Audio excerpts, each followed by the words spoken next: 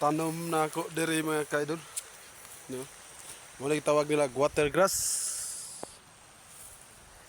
Na yun nga water grass na lami gani sa adol pero di sila mabuhi kung may tubig. Tubig ra gani siya.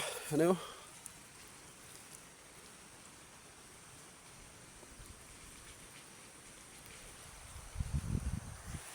Tubig ray makabuhi ani.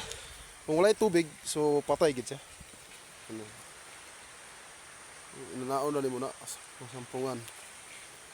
Oo. Ano ra ka simple ang pag-atiman sa water grass. So naalang tubig gid. Napit na ni ma-harvest. Pila ka semana ron harvest na ni. Na ta income ani. Maka-income na pud ta ni kuan kay harvest kag kaysa straight naman ang harvest nimo.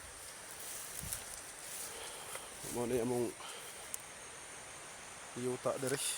Kato dito mo na among sagingan. Sagingan na siya kadalo. Sagingan na sa sagingan.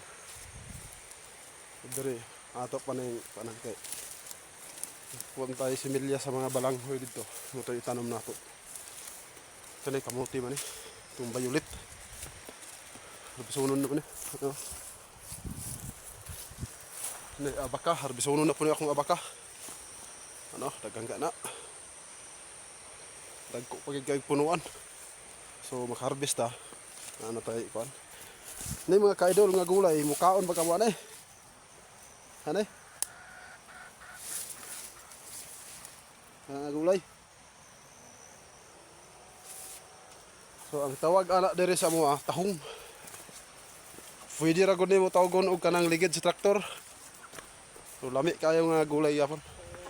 Ikaduha siya sa paliyah, nagtawag nila paliyah. Ako mga manok mga idol. Permigid ko mo anahe dire kay ang pagbahog man.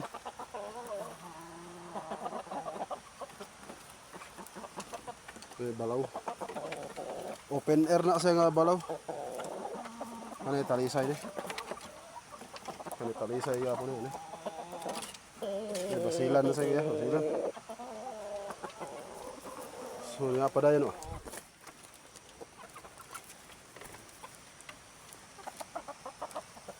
So daghang salamat mga kadol, mayong buntag sanan.